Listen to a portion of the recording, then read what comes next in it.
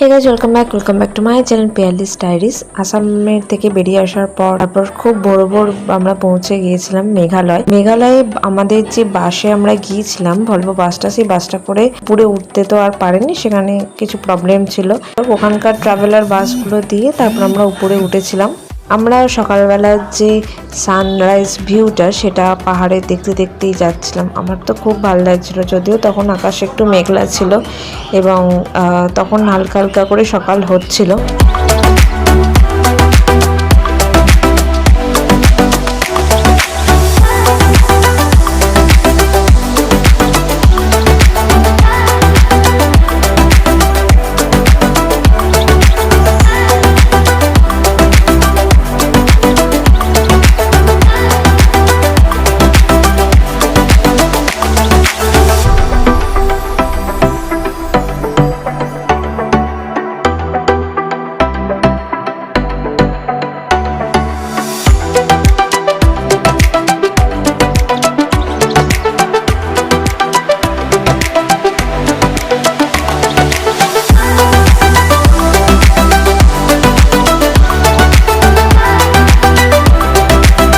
তারপর আমরা সেখানে পৌঁছে ফ্রেশ হলাম, খাওয়া দাওয়া করলাম। তারপর ওখান থেকে আবার সেই ট্রাভেলার বাসে করে উঠে সাইড সিনে বেরিয়েছিলাম। যেহেতু মেঘালয়টা আমাদের একটা বেলার প্রোগ্রাম ছিল, মানে ভোরবেলা আমরা মেঘালয় ঢুকে গেছি, ওখান থেকে সন্ধ্যেবেলা আবার পাহাড় থেকে নেমে এসে আমরা বাসে চেপে আবার অন্য জায়গায় আমাদের ডেস্টিনেশন ছিল। মেঘালয়ে অনেকে এখানে ট্যুর করে 6 দিন 5 দিনের জন্য। মেঘালয় আমাদের একটা বেলার ছিল। খুব একটু কষ্ট হয়েছিল যে এত সুন্দর জায়গায় অনেক কিছু দেখা বাকি রইলো। ঠিক আছে, অসুবিধা নেই, পরে আবার আসবো। অনেক কিছু দেখা যেগুলো বাকি রইলো সেগুলো আবার দেখার জন্য আসবো, তখন এই শুধু মেঘালয়টার জন্যই আসবো। কি আর করা যাবে, ফার্স্ট আমাদের ডেস্টিনেশন এখানে এয়ারক্রাফটের যে মিউজিয়াম আছে, এইটা ছিল আমাদের ফার্স্ট ডেস্টিনেশন। এখানে যাওয়ার কিছু নিয়মাবলী আছে, মানে ভেতরে ঢোকার জন্য ওখানে ভিডিওগ্রাফি করা যাবে, বাট ফটোগ্রাফি নয়। তাও ভিডিওগ্রাফি করা যাবে, কয়েকটা জোন আছে, সেই জোনগুলোই আমি শুধু ভিডিওগ্রাফি করেছি, পুরোটা ভিডিওগ্রাফি করিনি। তবে এখানে এয়ারক্রাফট মিউজিয়ামে ঢোকার জন্য আমাদের টিকিট লেগেছিল 20 টাকা করে পার হেড পারসন। প্রথমে ঢোকার আগে ওরা চেকিং করছিল, আর ভেতরে কোনো কিছু বড় ব্যাগ ট্যাগ নিয়ে যাওয়ার কোনো অ্যালাউ করছিল না। তারপর আমাদের সবাইকে একটা করে আইডি কার্ড দিয়েছিল, যেহেতু আমরা অনেক জন ছিলাম, প্রায় 50 থেকে 60 জন মতো। প্রত্যেককেই একটা করে দিয়েছিল কার্ড, এবং বেরোনোর সময় তারপর কার্ডগুলো আবার ওদেরকে জমা দিয়ে বেরোতে হয়েছিল।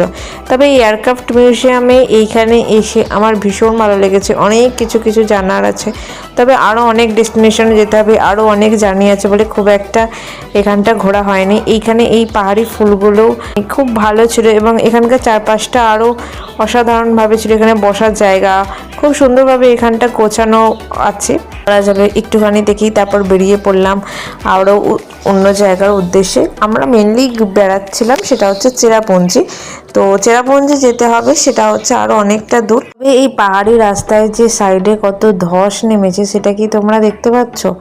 এই পাহাড়ি রাস্তায় যেতে যেতে যেমন ভয় লাগছিল, তেমন একটু ভালোও লাগছিল। পাহাড় আমার প্রথম এটা দেখা, তো প্রচুর ভালো এক্সপিরিয়েন্স বলো, প্রচুর মানে প্রকৃতির সৌন্দর্য দেখতে দেখতে আমি নিজেই বাক্যহারা হয়ে যাচ্ছিলাম। তো যাই হোক, কি আর করা যাবে। কিন্তু এই যে পাহাড়ের ধস, এখানকার জীবনযাত্রা, এই সব জিনিসগুলো দেখে আরও মন খারাপ করছিল যে এরা কত কষ্ট করে এখানে থাকে, এখানকার মানুষেরা। কি আর করা যাবে। তো এখানে এক জায়গায় এগুলো ধসগুলো নামছে, একদিকে কাজও চলছে, আবার রাতেও গাড়িগুলো আপ ডাউন, সেখানকার রাস্তা ঠিক করা, মানে এখানকার জীবনযাত্রা সত্যিই প্রচুর কষ্ট। তারপর এখানে সাইডে যে ধাপ চাষে করে চাষ করা হচ্ছে, সেই জিনিসগুলোও দেখছিলাম। আস্তে আস্তে যত উপরে উঠছে যেন মনে হচ্ছে মেঘগুলোকে কাছে ছুঁতে পাচ্ছি।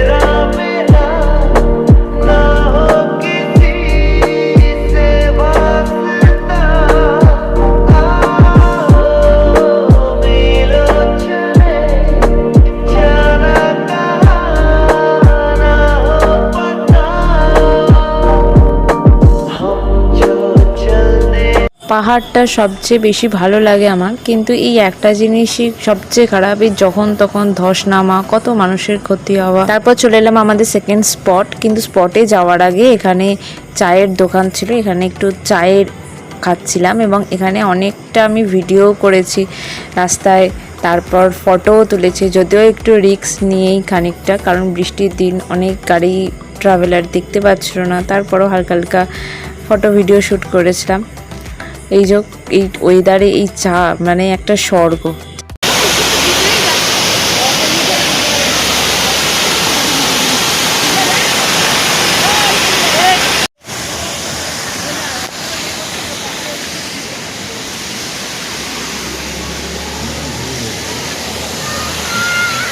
এই ওয়াটারফলসটা দেখে তারপর এখানে আর একটা ওয়াটারফলস দেখতে চলে এসলাম, যদিও প্রচুর মেঘ ছিল যার ফলে পুরোটা দেখা যাচ্ছিল না। তো এখানে টিকিট ছিল 20 টাকা করে টিকিট। হ্যাঁ,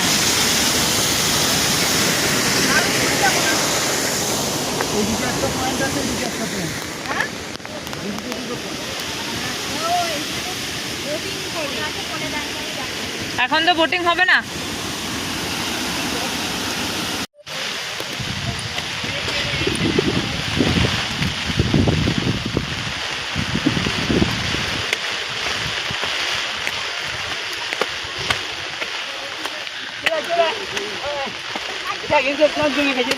একে তো বৃষ্টি পড়ছে যার ফলে মারাত্মক মেঘটা ছিল, এখানে দাঁড়িয়েছি তখন এত হাওয়া দিচ্ছে, তখন মনে হচ্ছে যে না দেখার চেয়ে বাসে বসে থাকলে ভালো হতো। দূরে ওয়াটারফলসটা ছিল, ওইটাই নিচে যাচ্ছিল। এখানে নিচে যে পুকুরটার মতো দেখলে লেকটা, ওখানে বোট রাইডও হয়, বাট বর্ষাকাল তার উপর বৃষ্টি পড়ছে তাই ওটা বন্ধও ছিল। এত লেভেলের ঠান্ডার হাওয়া দিচ্ছে, প্রচুর বৃষ্টি।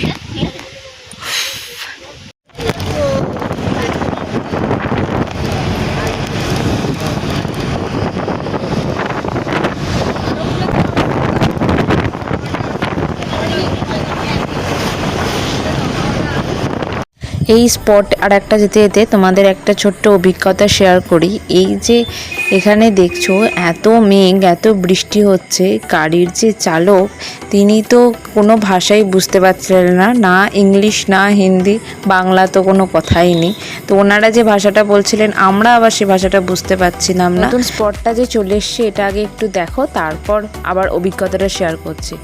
এই স্পটটায় যে এসেছিলাম, এখানে আমি আর আমার কাকিমা ছাড়া মোটামুটি বাস থেকে কেউ নামেনি। এটাও ওই 20 টাকা করেই টিকিট ছিল, যদিও এই কুয়াশা না মেঘের কারণে কিছুই দেখা যায় না। একটা ওয়াটারফলস আছে, আওয়াজ পাওয়া যাচ্ছে কিন্তু দেখা যাচ্ছে না এই ভালো আবহাওয়ার জন্য।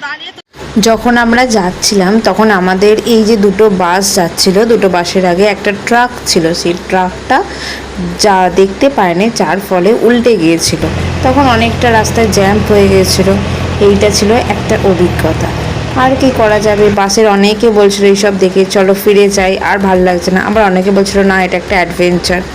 মোটামুটি এইভাবেই বাকিটা সমস্ত কিছু কমপ্লিট করলাম। তো এই আর একটা লাস্ট স্পট আমাদের বলতে পারো, সেটা হচ্ছে এই একটা কেভে এসেছিলাম। কেভটা যদিও নামটা আমার মনে নেই, ভেতরে গিয়ে আমি খুব একটা ভিডিও করিনি, ফটোও তুলিনি, ভেতরে অ্যাকচুয়ালি যাওয়াই হয়নি, কারণ ওইখানে ভেতরে আলো ছিল, অনেকে গিয়েছিলো ওখানে ফটো তুলছিল, কিন্তু আমার সাপোর্টেশন হয় তাই আর যায়নি। তবে এখানে এসে আমার খুব খিদে পেয়ে গেছিলো, আর এই একটা স্পট যেখানে এসে দেখলাম তাও অনেক দোকানপাট আছে, লোকজনও আছে। আমি এখানে ম্যাগি খেয়েছিলাম, ম্যাগিটা এখানে 50 টাকা নিয়েছিল, জলের বোতলগুলো 2 লিটারের 50 টাকা করে নিয়েছিল, যেটা 20 টাকায় পাওয়া যায়। কিন্তু ওখানে সবেরই দাম বেশি ছিল, যেহেতু পাহাড়ের অনেকটা উঁচুতে এবং এটা একটু ফাঁকা টাইপের, কী আর করা যাবে। তবে এখানে এই যে কেভে ঢোকার আগে এখানে টিকিট কেটে ঢুকতে হয়, তবে টিকিট কেটে যাওয়ার আগে এখানে এই ড্রেস পরে আমি ভিডিও তুলছিলাম, ফটোও তুলছিলাম। এটার জন্য রেন্ট নিতে হয়েছিল, 100 টাকা করে রেন্ট নেয়। যাই হোক, ওখান থেকে বেরিয়ে আমাদের বাস এসে দাঁড়িয়েছিল 7 সিস্টার ফলসে, কিন্তু এতটাই মেঘ সেখানে না নামা গেছে না ফটো তুলতে পেরেছিলাম, তাই ওখানে আর কোনো কিছু ভিডিও ক্লিপস নিইনি। তারপর আস্তে আস্তে আমরা ব্যাক করলাম, কি আর করা। আসার সময় এখানেও একটা জায়গায় তারপর বাসটা দাঁড়িয়েছিল কিছুক্ষণের জন্য, কারণ অনেকটা রাস্তা তো। তবে আমরা শুধুই একদিনের ট্যুরেতে চেরাপুঞ্জিটাই ঘুরেছিলাম, শিলংটা তো আর ঘোরা হয়নি।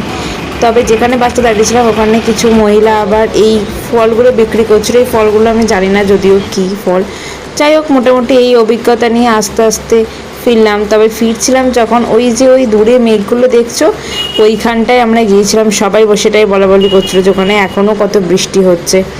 তারপর আবার কি মেঘালয়ের স্মৃতি নিয়ে ফিরে চললাম। এরপরে কোথায় গিয়েছিলাম সেটা জানার জন্য দেখতে হবে আমার নেক্সট পার্টে। ভিডিওটা ভালো লাগলে please to like, comment, to subscribe and দেখা হচ্ছে নেক্সট কোনো একটা ভিডিওতে। ততক্ষণে টাটা, বাই।